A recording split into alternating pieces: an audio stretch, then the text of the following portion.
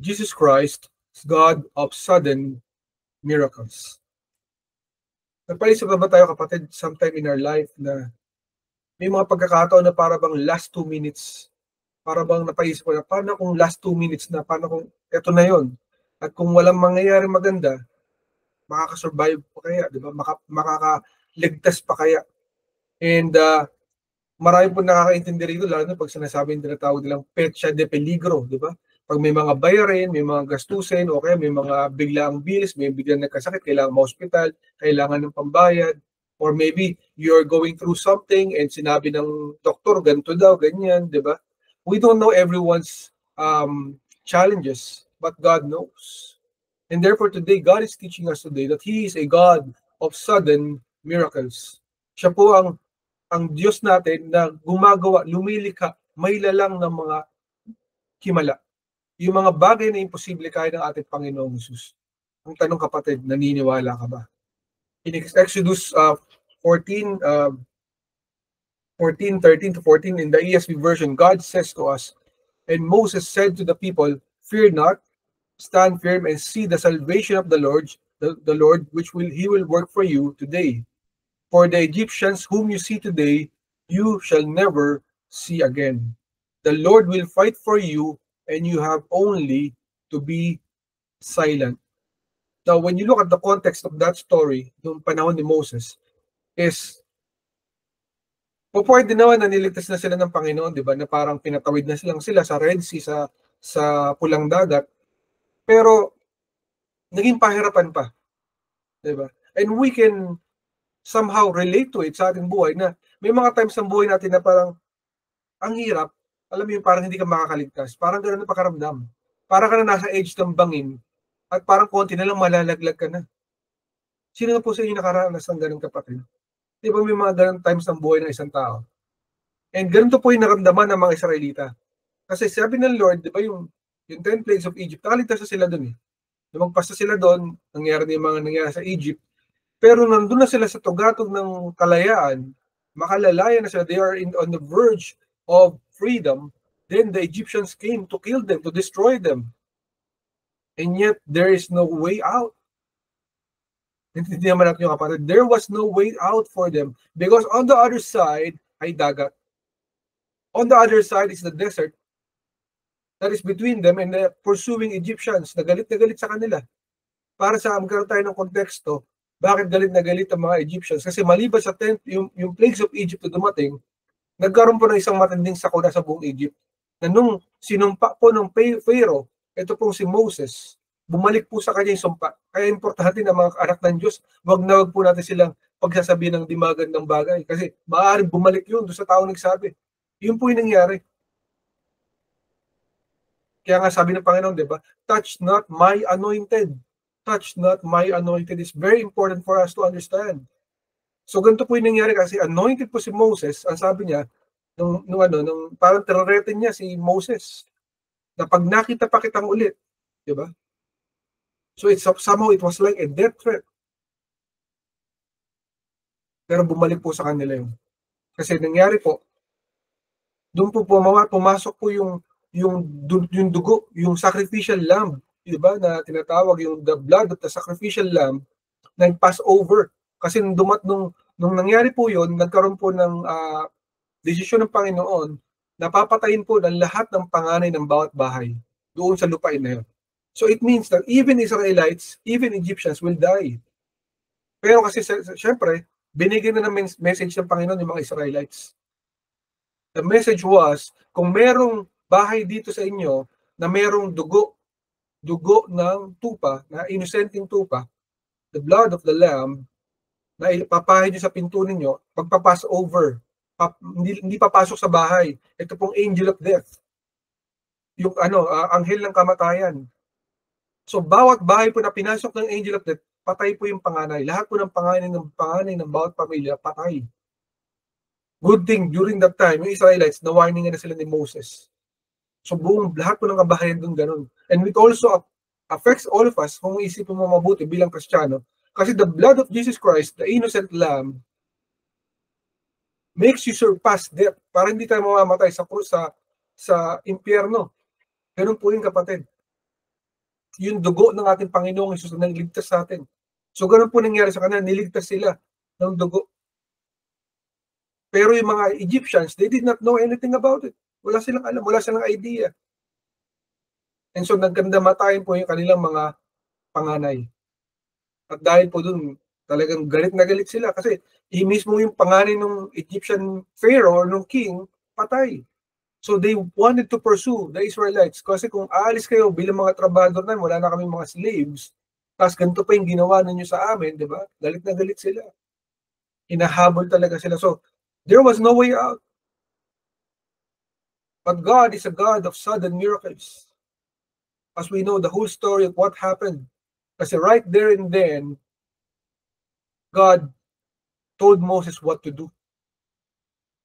Kapatid, ipinakita ng Panginoon yung kanyang miracle in the Red Sea moment. Hinati ng Lord yung dagat. That's an impossible thing. And in that very moment, akala na nila, may mga ano na nga, mga nag-backslide na agad. Mga sabi na, sana Moses, namatay na lang kami doon sa Egypto kaysa naman dito mamamatay kami sa desyerto, sa kamay ng mga Egyptians. Nagkaroon pa sana kami ng maayos na buhay doon kaysa pinapunta mo pa kami dito. Naninisi na sila.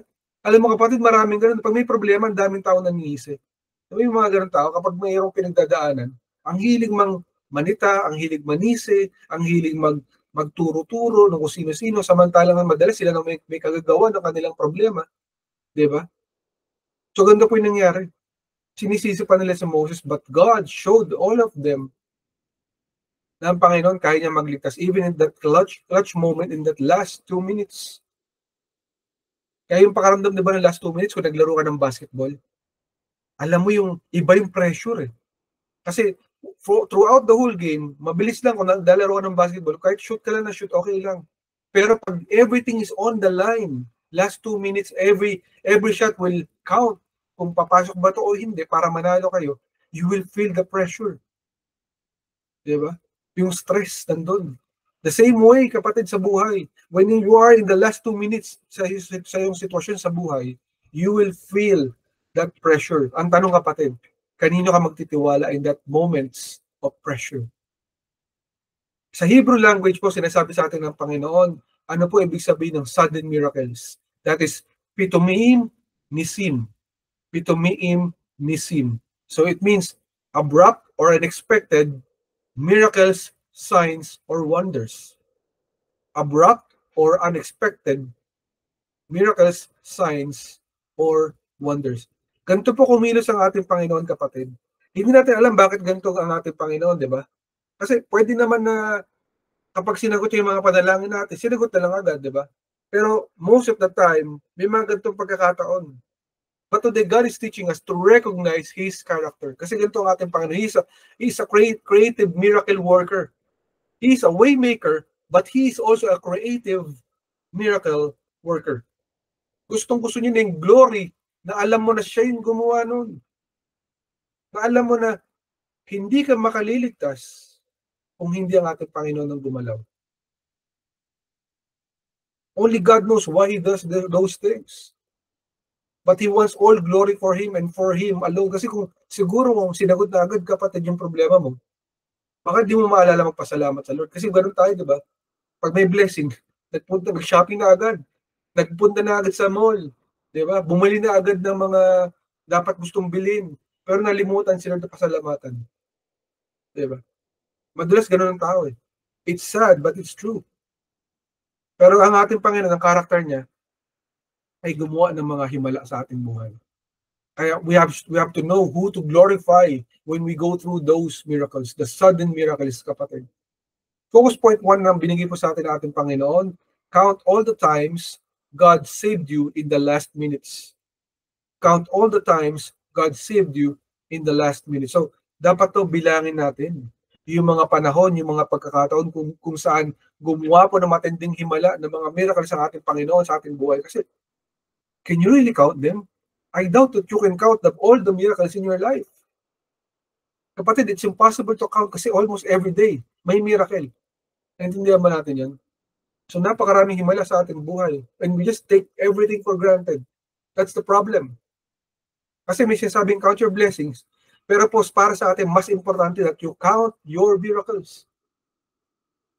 That count your blessings kasi madaling maalala na, ay, you need it, kaya normal lang, binigay naman ng Lord, di ba?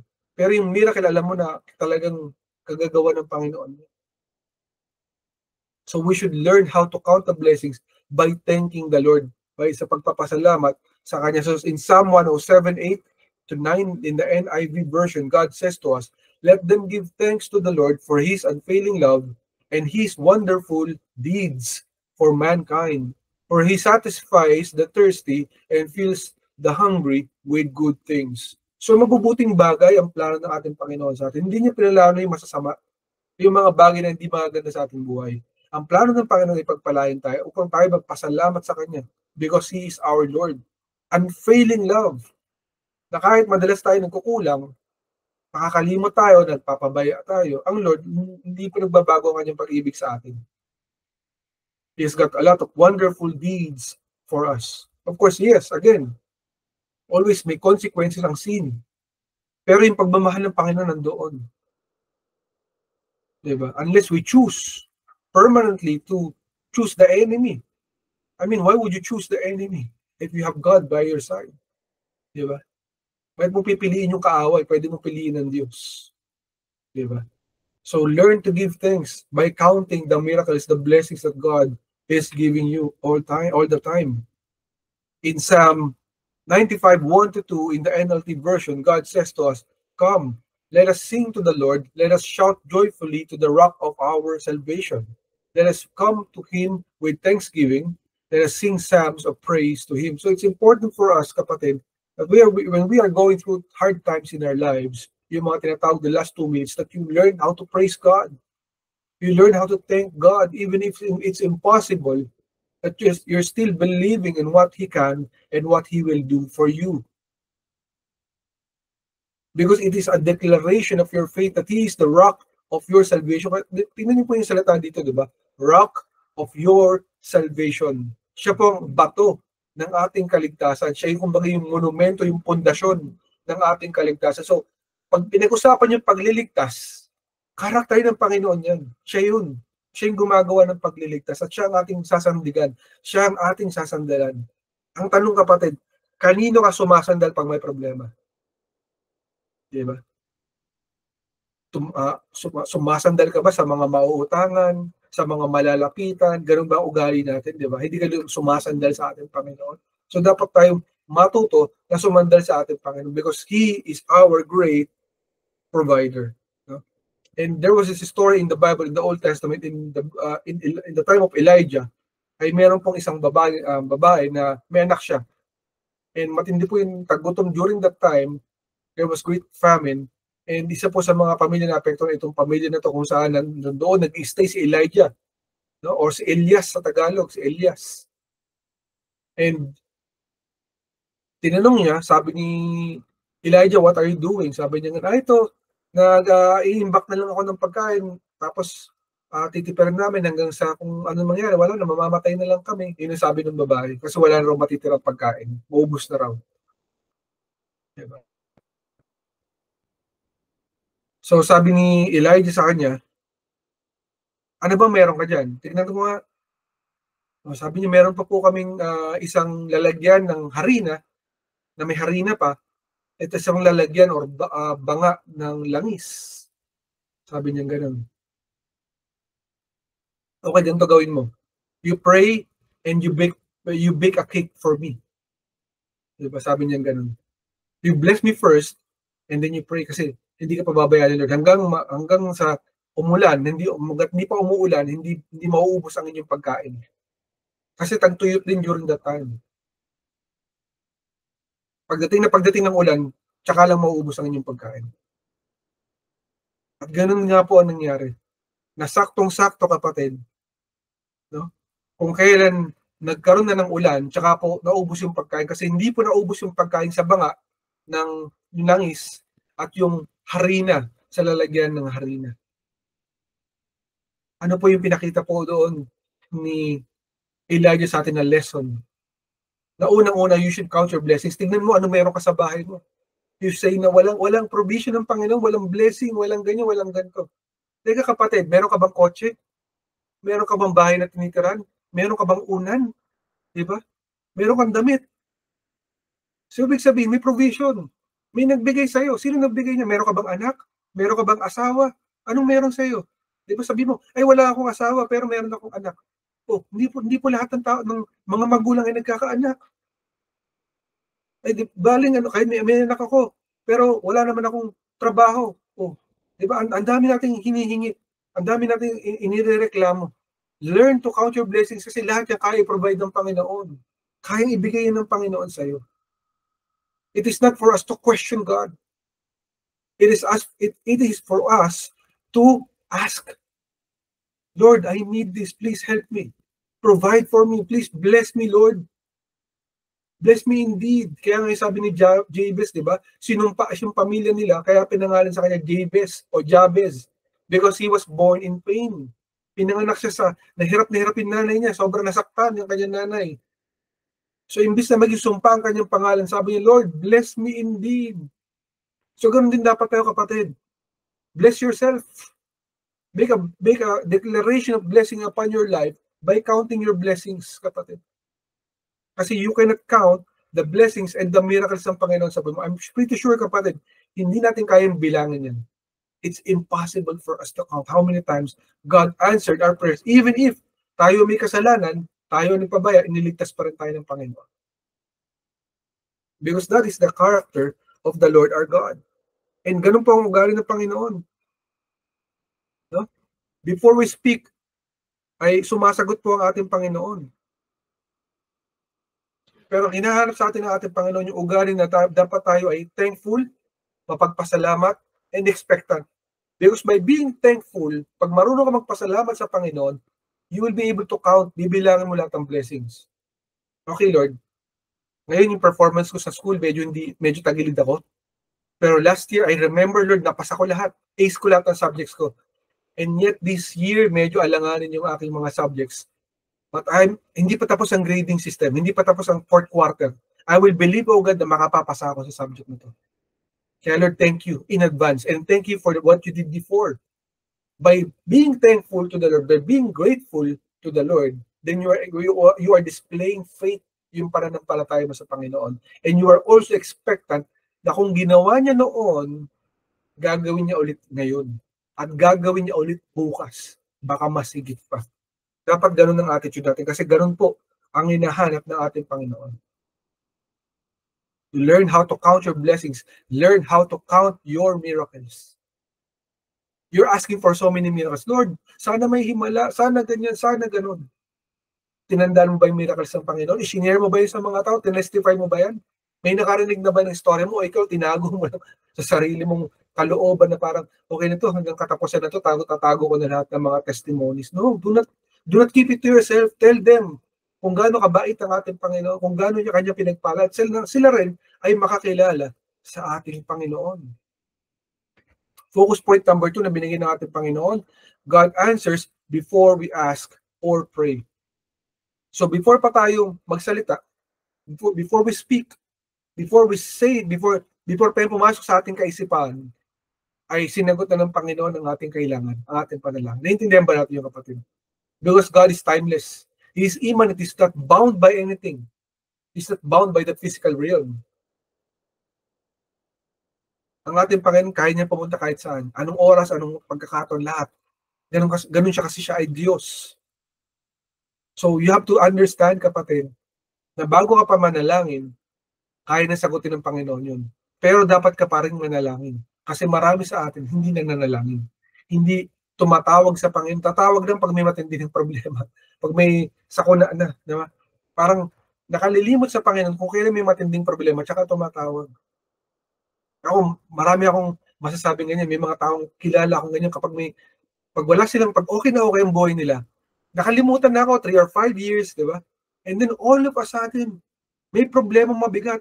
Brother, pag-pray mo naman ako, may problema ako.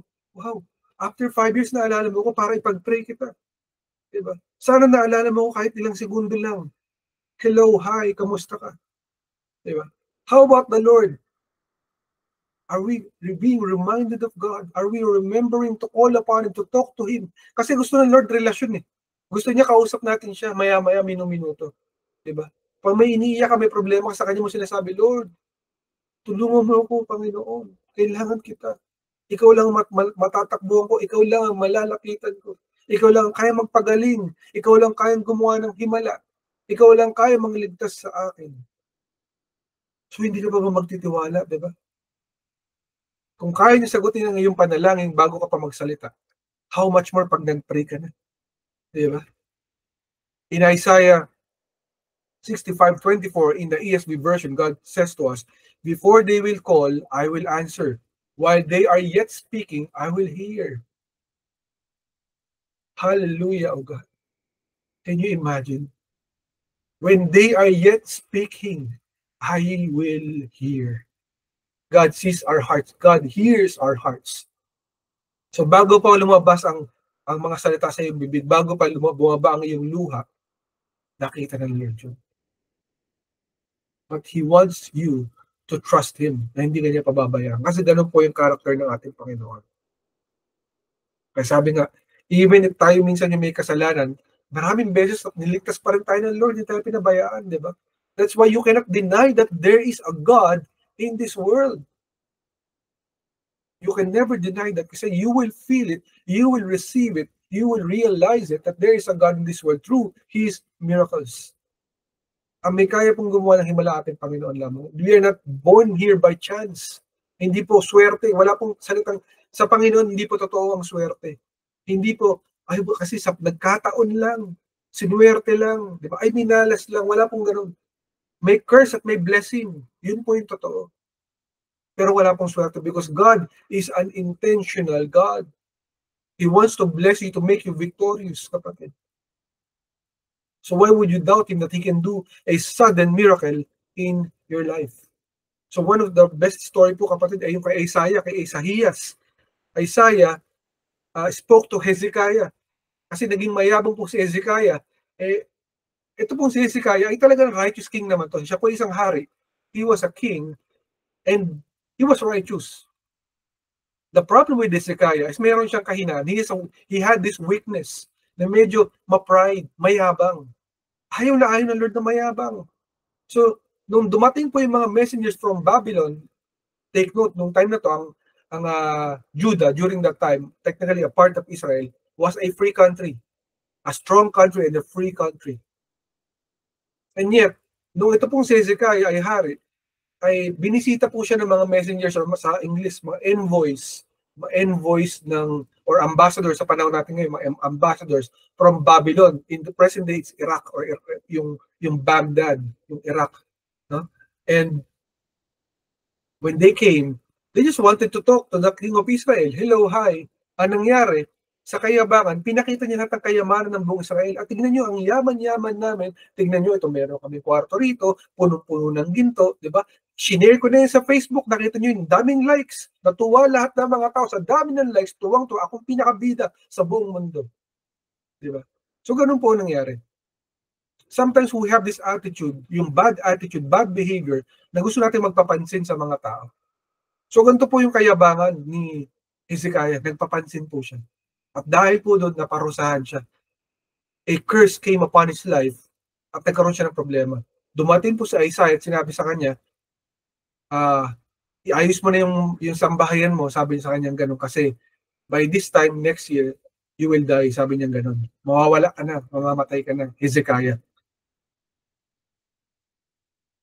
So titignan po natin, syempre nakalulungkot ang balita, sabihin mo naman sa yung propeta ng prophet na mamamatay ka na, di ba? And when he heard that, talagang humagulgul po itong si Hezekiah. But he could have had that pride. Sino ka para sabihin na mamamatay na ako? Di ba? Pwede niyang ganunin eh. Pwede niya ipapatay si Isaiah. But no, he did not resort to pride. What did he do? Nagpakumbaba siya. Umiyak siya sa Lord. Lord, tandaan mo, Lord, yung mga time na naglingkod ako sa iyo. Tandaan mo, Lord, yung mga time na nagpuri ako sa iyo. At ginawa ko ang mga utos mo. Iligtas mo ako mula sa kamatayan. Huwag mo kong pabayaan, O God. Kailangan kita. Save me. Remember my good deeds, lahat ng mga ginawa kong tama. At huwag mo kong kunin. So, look at the steps na kinuha po ni Hezekiah, di ba?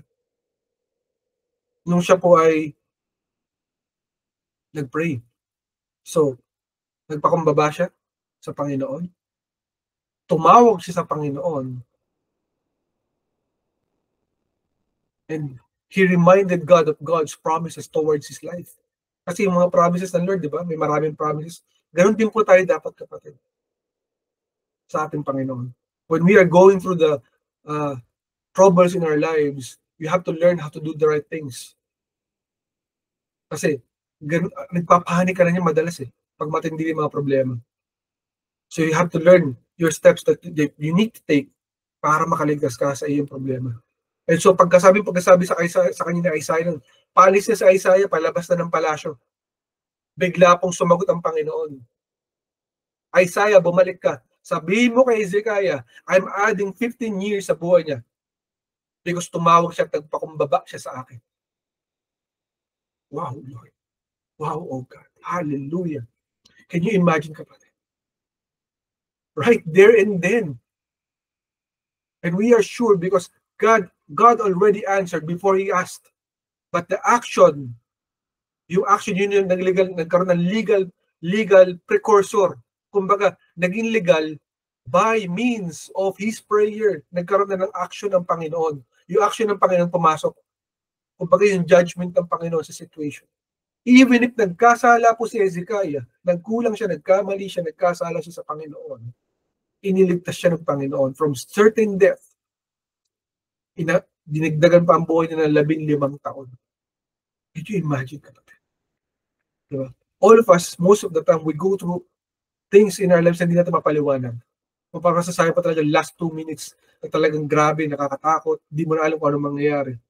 But you need to know sino dapat tatawagan mo, sino ang lalapitan mo. At matuto ka magpakumbaba sa Panginoon, tumawag ka, lumapit ka sa Kanya. Sapagkat bago ka pa magsalita, sasagot na ang Panginoon. Diba? Kasi pwedeng nakalabas na sa Isaiah Diba? Nakalabas na siya ng palasyo, tapos maybe after 1 week, after 2 weeks, bumalik ka ron, sabihin mo sa kanya, ito sagot ko. Hindi. Bago pa siya kumakbang palabas, sabi nga nasa gitna pa lang Nasa gitna pa lang ng hallway, wala pa sa exit palabas. Nasa gitna pa lang ng hallway. Sabi ng Panginoon, bumalik ka ron, sabihin mo sa kanya, I'm adding 15 years to his life. Wow. How many good news na pwede mo marinig, di ba? What kind of good news yung gusto mo marinig, di ba? How much more yung 15 years na dadagdag sa buhay ng isang tao na alam niyang delikado na siya. Di ba? What a good God that we serve. What a mighty God that we serve, kapatid. Tatandaan natin, our job is to pray, kapatid. Yan ang ating trabaho. Kaya dapat tayong mag-pray kasi ang ating Panginoon, our God is timeless.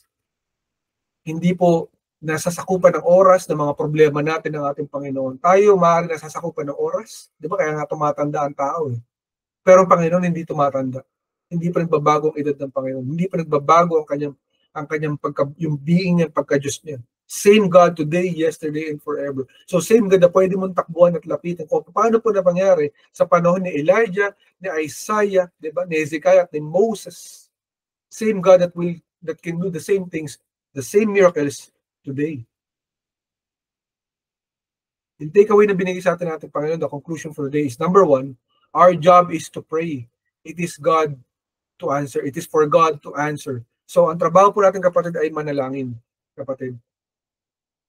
So you should learn how to pray to God, and you should make it a practice, a routine, a daily thing. Pwede nga a minute by minute thing. Kung pwede mong gawin, nakausapin mo Lord araw-araw, minuto, segundo gawin mo. Because ang pwedeng sumagot lang sa iyong mga pangangailangan, yun ang ating Panginoon. Number 2, God can stop even the inevitable. Kahit siguradong yun na mangyayari. Diba? Sinabi na nila, wala nang pag-asa, ito na talaga.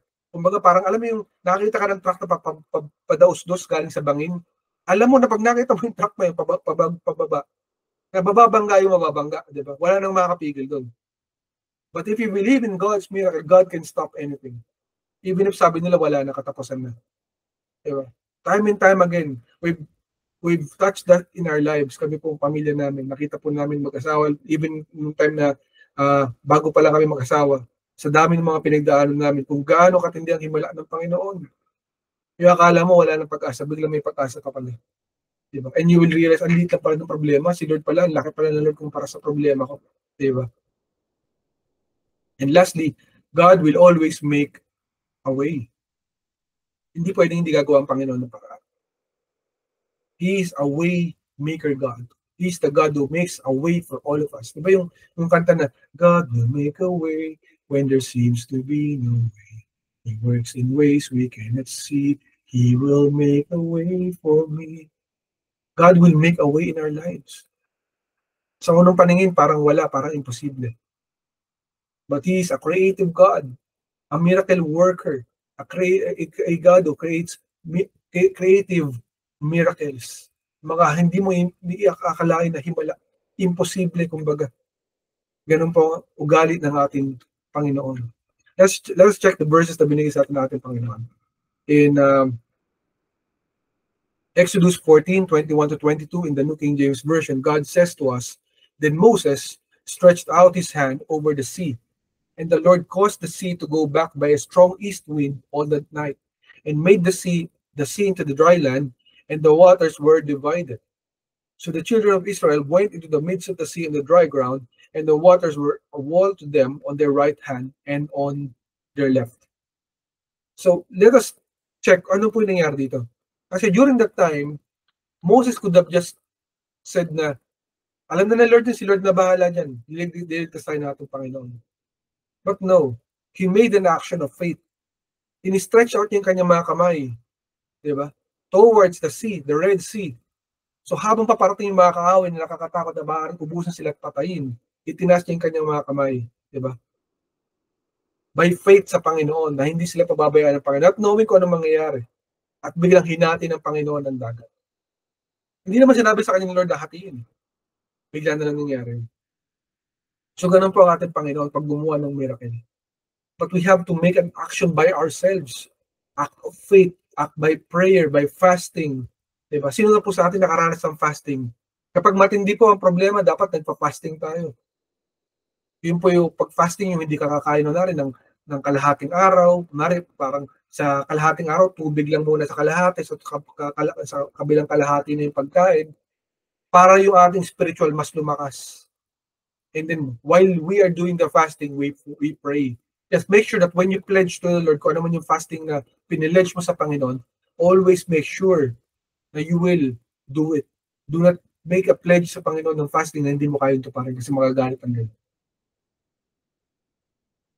So, yun po yung act of faith na ginawa po ni Moses. No? Our job is to pray. Our job is to call upon our God, and it is for God to answer that prayer. It is God to give us the sudden miracles. And the sun stood still, and the moon stopped, until the nation took vengeance on their enemies. Is this not written in the book of Jashar? The sun stopped in the midst of heaven, and did not hurry to set for about a whole day. In Hebrews 11:6 in the ESV version. Why is this important? Kasi normal, pag ang araw suminag, di ba? Ang buwan ay bababa. Pag tumaas ang buwan, bababa naman ang araw. But during this time, God allowed na yung araw tumigil at ang buwan ay tumigil. If God can stop this, kapatid, whatever it is that you're going through in your life, God can stop the inevitable. Kaya, He is a God of sudden miracles. Because this thing itself is a miracle. Ang nangyari po dito ay inutusan po ni Joshua yung araw at yung buwan na tumigil. Yeah. Can you imagine that? Para may tuloy nila yung gera, yung laban, para manalo sila sa laban nila. At hindi sila pinabayaan ng Panginoon. So God can stop whatever it is na kinatatakutan mo, kapatid. No matter kung gaano kalaking problema yan, kasi laki man siya ng araw, kasi laki man siya ng buwan, no match yan sa ating Panginoon. Last verse, in Isaiah 43:19 in the NIV version, God says to us, See, I am doing a new thing. Now it springs up. Do you not perceive it? I am making a way in the wilderness and streams in the wasteland. So ganun po ating Panginoon. He understand the word spring. Baka tulad ng kanta kanina, spring is coming. Ganun po ang ugali ng ating Panginoon. Na kailangan tayo magtiwala sa Kanya. Kasi marami sa atin, kapag marami na pinagdadaanan, nakalilimutan natin siya. We're looking only at that one part of our problem, and we are not looking into our problem solver. Ang problem solver natin ng ating Panginoon, no matter kung gaano pa kahit Rubik's Cube na problema, gaano man katinding problema, kayang i-resolve ng ating Panginoon. Sabi ng Panginoon, kahit imposible, kayang gawin ni Lord para sa mga anak niya. Kung ikaw ay anak ng Lord, magtiwala ka sa Kanya. Kasi kahit imposible yan, God can do it. God can make that miracle, can make a way for you. He can do the sudden miracles because Jesus Christ is the God of sudden miracles. Kapatid, God is worthy of our faith for the suddenlies. God is worthy. So ipagtiwala mo sa Kanya lahat ng bagay sapagkat karapat dapat at tapat ang ating Panginoon. Hindi siya tayo pababayaan. You have to count your miracles. From the very beginning na naalala mo yung mga himala ng Panginoon, bilangin mo yun. Magpapaalala sa iyo yun, lahat-lahat. Parang titignan mo siya parang breadcrumbs. Di ba minsan may yung mga animals, if you want them to follow you, you put some breadcrumbs. Those breadcrumbs will lead them to the food na gusto mo ipakain sa kanila. Or whatever it is that you want them to find out. Sometimes you use breadcrumbs as markers. The same way, yung counting of your blessings, pag binibilang mo lahat ng mga ginagawa ng Lord sa buhay mo, na kabutihan, then it will be your marker for your victory. Sapagkat alam mo kung saan papunta ang victory ng Panginoon kapag binibilang mo ang mga biyaya niya, ang mga himala niya sa iyong buhay. Ang tandaan mo, ugali ng Panginoon, it is to set you free and to give you the victory. To set you free and to give you the victory. Sabi nga sa kanta kanina, move the immovable, break the unbreakable. God, we believe for it that you will do the impossible. Dapat maniwala tayo na kayang gawin ng Lord ang imposible. Time and time again, we've seen that yung mga bagay na imposible ginagawa ng Panginoon para lamang sa mga anak niya. Of course, God searches our hearts. Tama ba ang ating puso pag tayo humihiling, pag tayo ay tumatawag sa Kanya? And be reminded, kapatid, na hindi lahat ng panahon sa ating buhay ay iisa lamang. Kasi minsan naisip natin puro problema lang. Puro problema, puro trouble, no. God is giving us a life of seasons. Meaning seasons, may time ng taggutom, may time ng sagana, may time na normal lang. So we must always be prepared. Importante din pag-prepare tayo. Gaya natin yung mga langgam, nag-iimbak. Kapag ka time ng pag-aani, nag-iimbak sila, diba yung mga langgam? Para pag dumating na yung ulan, meron na silang imbak sa bahay nila. That's important. The same way, you also make a storage of prayer. Kahit hindi pa nangyayari, wala pa nagaganap, Lord. Pero magpa-pray ako. Maniniwala ako sa kaya mong gawin kasi iimbakin ko itong prayer ko dahil alam ko isang araw, mag-aani ako. Diba? Matitikman ko rin yung prutas ng aking pagpupunyagi, ang prutas, Lord, ng aking paghihintay sa mga panalangin ko na to. Alam ko, Lord, sasagutin mo ako. Ganun dapat ang ugali natin. Diba? Do not let go of that hope that you have. Kasi madalas yan po ang kukunin ng kaaway sa atin. Yung hope na meron ka, yung pag-asa na meron ka sa puso mo na nakitira, yan ang gustong-gustong nakawin ng kaaway. Huwag mo siyang hayaan na kunin sa iyon. Because your God is a God of sudden miracles at gusto kang bigyan ng himala ng ating Panginoon. Remember, in Christ Jesus, spring is coming. Hindi po lahat ng panahon ay summer o tagtuyot. Darating din ang spring kung saan tumutubo ang mga halaman, tumutubo ang mga puno, yumayabong muli ang mga bulaklak, tulad ng ating buhay, magkakaroon muli ng mga blessings, ng mga provisions, ng mga miracles, signs, and wonders sa ating buhay. You have to trust the Lord that He can do it. Why, kapatid? Naisip mo ba? Ano kaya ang dahilan? Bakit? Kasi sabi ng doktor ganito eh. Sabi ni teacher ganito, sabi ni boss ganito na raw. Sabi ng aking asawa, sabi ng aking anak. Remember one thing, kapatid. God is not only the God of sudden miracles. God has one thing for all of the things that are happening in our lives. Always remember that God has the final say. He has the final say Siya ang magtatapos. Kaya sabi niya, di ba? Nasa cross siya. Pinagtatawanan siya ng lahat. Nakapako siya sa cross ng Calvary. Sabi niya, it is finished. It is finished. Tapos na ang trabaho ng ating Panginoon sa cross ng Calvary. So whatever it is that you're going through in your life, God has already acted upon it. Tapos na yan sa Panginoon. Because He has the final say. No matter the opposition, no matter the resistance, no matter the holdback, it is only through God speaking. What He will say, that will happen. And what He says matter because He has the final say. Trust God for your sudden release. Trust God for your sudden miracles because it is coming. The question is, are you ready? Are you ready for the sudden miracles? Yan po ang mensahe ng ating Panginoon na buhay. Salamat sa kanyang mga salita na binigay sa atin for today. Glory to God. And kapatid, this might be the first time that you're listening to this broadcast. You might not know me, you might not know Ancient Doors Church, and worst, baka hindi mo pa kilala ang ating Panginoong Jesucristo. Kapatid, sa buhay na to, may destination tayo. There are two destinations, and that is the physical death and the spiritual death. The physical death, isang bagay na hindi natin maiwasan yan. Pero madidetermine somehow. Although, at the end of the day, it's either may tao may sakit or something, but we cannot say kung kailan mangyayari yun. Either 100 years from now, people might die, we don't know. But the thing is, pag ikay namatay, pwedeng sabihin kung saan kayo nilibing, di ba? Kung saan mapupunta. Pero pagkatapos ng kamatayang physical, there is that death in the spiritual. That is, you are either going to hell or to heaven. And physical, spiritual death is that you are going to hell all the time, infinitely. Kumbaga susunugin doon habang buhay. Why would you want to go to that place, kapatid? That spiritual death. You would want to have a spiritual lifetime, no, the infinite life kasama ang ating Panginoon. Where is that place? That is heaven, langit, kasama ang ating Diyos. And to go to that place, there's an action that you must do.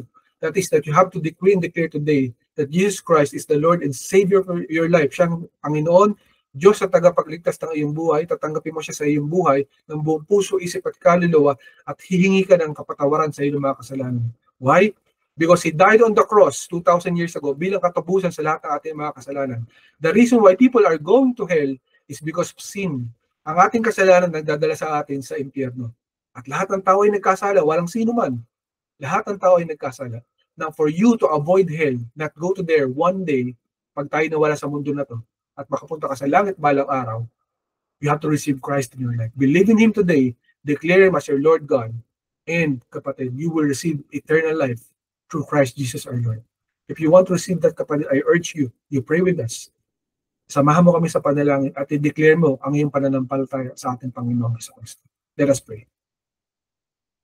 Jesus, tinatanggap kita sa aking buhay. Tinatanggap kita sa aking buhay. Samahan mo ako ngayon. Samahan mo ako ngayon. Jesus, Jesus, patawarin mo ako patawarin mo sa lahat-lahat ng kasalanan. sa lahat-lahat na aking mga kasalanan. Baguhin mo ako. Baguhin mo ako. Tinatanggap kita Tinatanggap kita bilang Panginoon, bilang Panginoon. Diyos sa tagapagligtas Diyos at kapatid ng aking buhay. na aking buhay. Salamat, Panginoon, Salamat, Panginoon, sa pagkamatay mo sa krus ng Kalbaryo sa pagkamatay mo sa Kristo at pagkabuhay muli at pagkamuhin mo pagkatapos ng 3 araw. pagkatapos ng 3 araw. Salamat, Jesus, Salamat, Jesus, sa buhay na walang hanggan sa buhay na walang na hanggan regalo mo. na regalo. Tinatanggap ko ito. Tinatanggap. Ikaw na ang aking Panginoon, Ikaw na ang aking Panginoon. ikaw na ang aking buhay. Ikaw na ang aking buhay. Salamat, O God. Salamat. Ito ang aking panalangin Ito ang aking panalangin. sa pangalan ni Jesus. Sa pangalan ni Jesus. Amen, amen, at amen. Amen. Amen.